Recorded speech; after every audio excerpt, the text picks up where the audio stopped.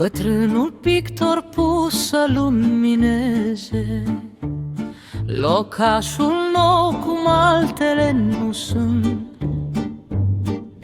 Amestecă lumini ce să vieze și după ce va odihni în pământ, cuprins de taina artei sale sfinte, trudind adânc cu har nepământesc, el caută și ia din el fierbinte culorile eterne ce-i lipsesc.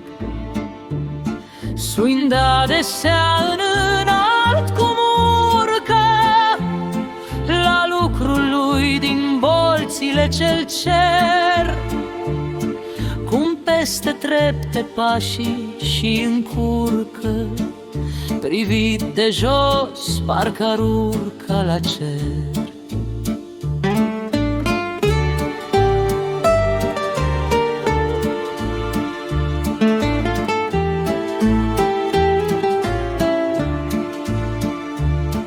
Își odihnește trupul mai arare, din ce în ce mai palid și mai șui, cu atât cât pune în fie ce culoare și aurul din strălucirea lui.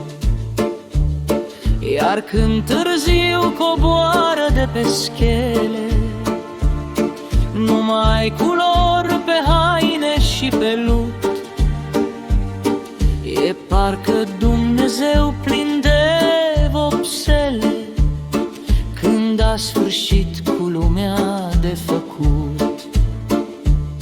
Suind adesea în înalt cum urcă la lucrul lui din bolțile ce-l cer, cum peste trepte pașii și încurcă, privit de jos parcă ar urca la cer.